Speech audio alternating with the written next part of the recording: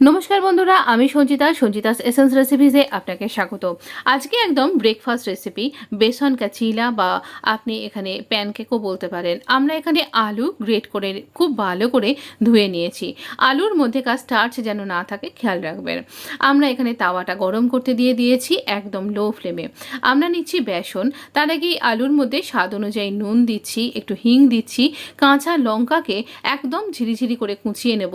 एखाने बेसन दिচ্ছি 2 চামচ বেসন দিলাম এরকম বড় চামচের, যেটা টেবিল স্পুনের থেকেও বড়। আর এখানে দেখুন আমি একটু জোয়ানকে এরকম ভাবে হাতে ঘষে নিচ্ছি। হাতে ঘষে নিয়ে দিলে পারে এর ফ্লেভারটা খুব ভালো এনহ্যান্স হবে। একটা লঙ্কা দেখতেই পেলেন এখানে ধপ করে পড়ে গেল। তো এটাকে কাঁচি দিয়ে এইভাবে প্রথমে কাট করলাম, তারপরে এইভাবে কাট করছি যেন একদম ছোট ছোট ঝিরিঝিরি করে কাট হয়। আর আমার হাতেও ঝাল লাগবে না, কারণ আমি কাঁচি দিয়ে কাট করছি। আপনিও এরকম করতে পারেন। তো আমরা এখানে একটু হিং দিয়ে দিচ্ছি। এবারে একটু জল দিয়ে দিয়ে আমরা এখানে পেস্ট করব। একবারে অনেকখানি জল দিয়ে দেবেন না। এখানে আপনি কাঁটা চামচ বা হুইক্স বা আপনার হাতের সাহায্যেও কিন্তু তৈরি করতে পারেন। এইখানে একদম দেখবেন যেন একটু মানে কোনো রকম ডেলা যেন না থাকে। বেসনের চিলা এর আগেও হয়তো আপনি খেয়েছেন, কিন্তু এরকম আলু দিয়ে যদি খান তাহলে আপনি যদি ওয়েট লস জার্নিতে আছেন তাহলে আপনার পক্ষে সুবিধা হবে। এখানে আমি দিলাম ময়দা, আপনি কিন্তু এখানে রাইস ফ্লাওয়ারও দিতে পারেন। আরও 2 চামচে জল অ্যাড করলাম। আমরা ময়দা দিলাম আর একটা ভালো বাইন্ডিং তৈরি হয়ে যাবে। আর এটা খুব ইজিলি প্যান থেকে ছেড়েও আসবে। আপনি ময়দাটা অ্যাভয়েডও করতে পারেন, রাইস ফ্লাওয়ার দিতে পারেন, তাহলেও খুব ভালো লাগবে। আর এটাকে অনেকে না এটাকে উইদাউট এগ অমলেটও বলে। দেখুন এই রকম একটা পোরিং কনসিস্টেন্সিটা রয়েছে, যেখানে এখানে আমার হাতার গায়ে লেগে থাকছে, অথচ অতটাও ঘন নয়। কিন্তু এই রকমভাবে যাতে আমি ইজিলি এটাকে ছড়াতে পারি প্যানের মধ্যে, এই রকমভাবেই কিন্তু এটাকে দিতে হবে। এইরকম হাতার সাহায্যে এইভাবে আমরা এটা এইভাবে তাওয়ার উপরে ছড়িয়ে একটা চাপা দিয়ে দেব। চাপা দেওয়াতে এটা ভেতর থেকে স্টিমের এরকম লো ফ্লেমেই তৈরি হয়ে যাবে। আঁচ বাড়িয়ে করার কোনো দরকার নেই। উপর থেকে আরেকবার আমি হালকা করে অয়েল ব্রাশ করে নিলাম, নিয়ে এবার এটাকে একটু উল্টিয়ে দেব। একদম ইজিলি এটা চলে আসবে, উল্টিয়ে যাবে। দেখতেই পাচ্ছেন সো ইয়ামি, সো টেস্টি। আপনি ইচ্ছা করলে এটাকে একটু কুড়মুড়েও করতে পারেন। পাশে চাপে দিয়েছি চিনি দিয়ে, জল দিয়ে, আদার গ্রেট করে দিয়ে একটুখানি চা। এই ব্রেকফাস্ট রেসিপিতে এইরকম একটা সুন্দর প্যানকেকের সাথে একটু চা না হলে কি জমে বলুন ব্রেকফাস্টটা। তাই ব্রেকফাস্টে যখন আপনি এই প্যানকেক তৈরি করছেন সেই সময় আপনার চা কিন্তু রেডি হতে থাকছে।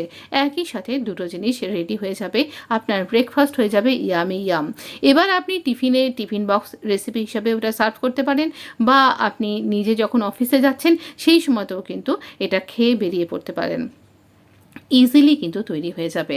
তো এর আগে আমি অনেক দিন আগেই আপনার সাথে শেয়ার করেছিলাম অন্য রকমের একটা প্যানকেক, যেটা ঠিক প্যানকেক না, আমরা বলে থাকি ওটাকে ধোসা সুজি দিয়ে ধোসা।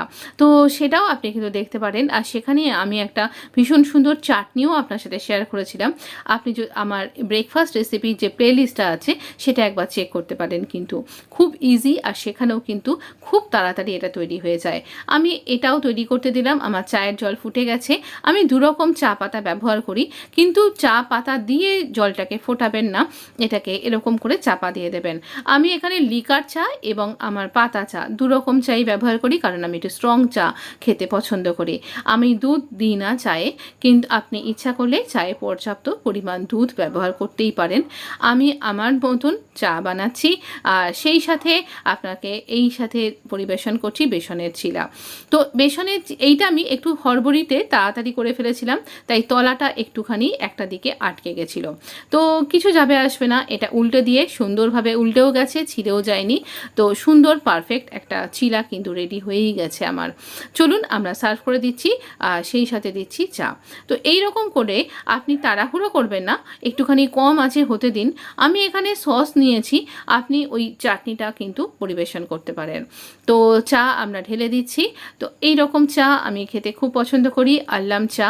আর সবসময়তে আদা দিয়ে চা যদি আপনি খাওয়ার চেষ্টা করেন তাহলে অনেক কিছু এর গুণাবলী আছে। যদি আপনি ওয়েট লস জার্নিতে আছেন, আদা আমাদের ওয়েট লস করতেও কিন্তু সাহায্য করে। একবার ট্রাই করে দেখতে পারেন কিন্তু।